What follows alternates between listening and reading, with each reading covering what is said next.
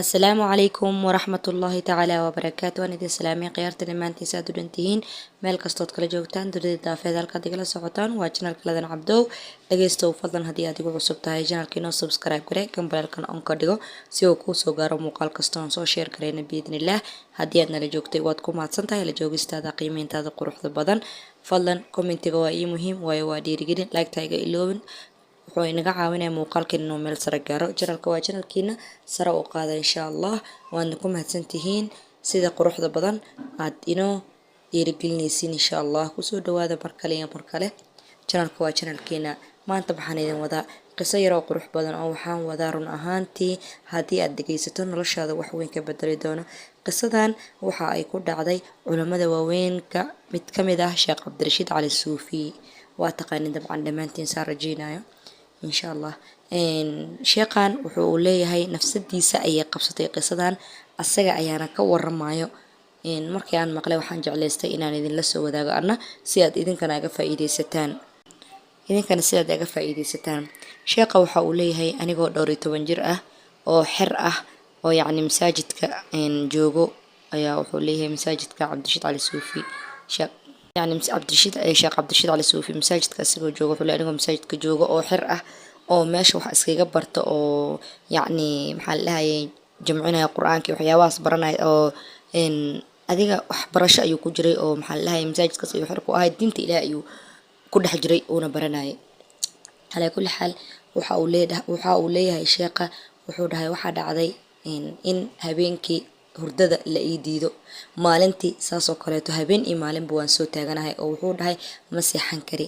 haddii aan seexdo wuxuu dhahay waxbaa isa keensoo hortaagayo oo inay dilaan rabaan oo idaba ordaayo. wuxuu dhahay way iga awood badanayaan hurdadii way ii diidayeen. wuxuu dhahay marmarka qaar salaada markaan u istaago way iswaasinayaan oo waxay leeyihiin yacni waxay aga sheekeynayaan dhimasho waxyaabo markaas oo shaydaan naf iyo shaydaan ayaa xiriiraya waxyaabo aqligaaga aan qaadanayn ayaa wuxuu dhahay marmarka qaar ay iga sheekeynayaan. wuxuu dhahay jiifkii waan diiday joogii waan diiday wuxuu dhahay hurdo waan diiday. wuxuu dhahay mar alla markaan seexdaba waxunbaa isa keensoo hortaaga. wuxuu dhahay xertii meesha ila joogta dhalinyartii meesha ila joogta ayaan u sheegay waaba igu qosqoslayaan oo dhahay yacni waxay kasoo qaadayaan wax oo mala awal camal.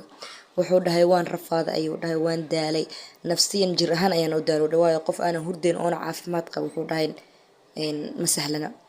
wuxuu dhahay waxaan sameeyey ayuu dhahay waxaa dhacday maalin maalmaha ka mid ah ama habeenada ka mid wuxuu dhahay inaan fadhiistay waayo habeen hurdi ima talo dhahay oo maba hurdibo waan fadhiistay ayuu dhahay. markii aan fadhiistay waxaan bilaabay qur-aanka.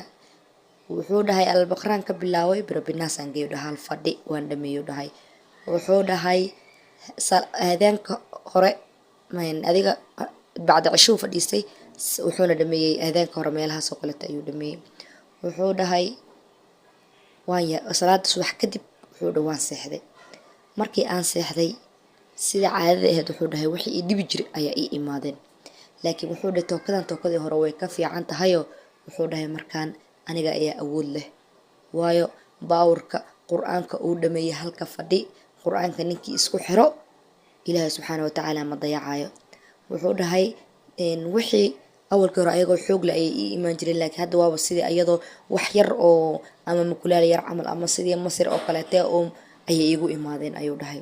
ul ayaa qof ayaa maxaa la yacni wuxuu dhahay ul ayaa gacanta la ii geliyey wixii wuxuu dhahay ciil ayaan u qabay waan bursaday ilaa ay yacni ay wax baaba-ah camal ay noqdaan. markaas ayaa wuxuu dhahay qof baa ila hadlo dhahay ma arkay laakiin qof baa wuxuu leeyahay annaga ayaa kaaga filnaanay ee iska daa ka daba har annaga ayaa kaaga filnaanay.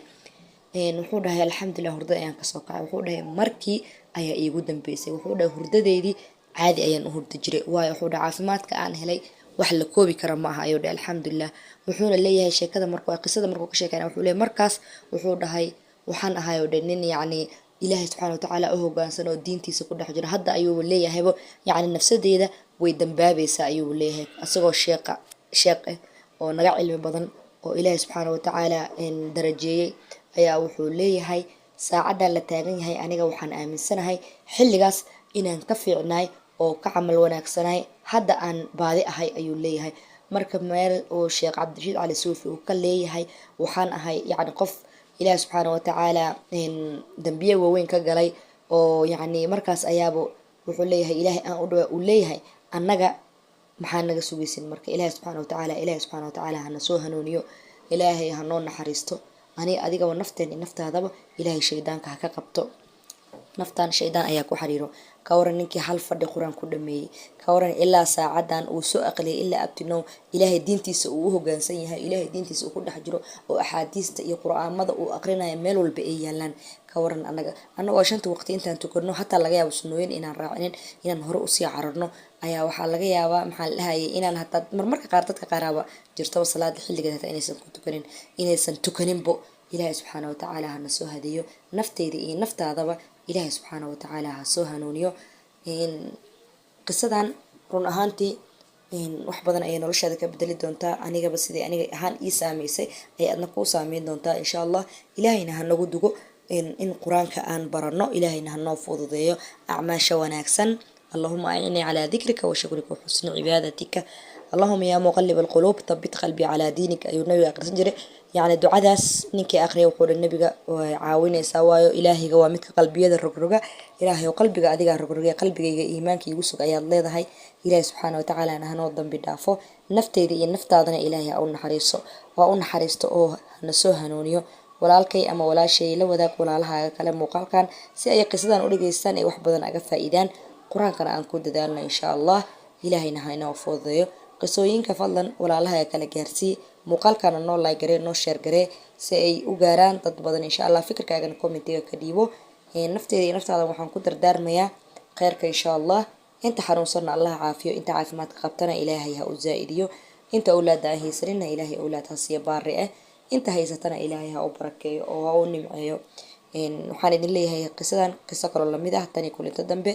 والسلام عليكم ورحمة الله.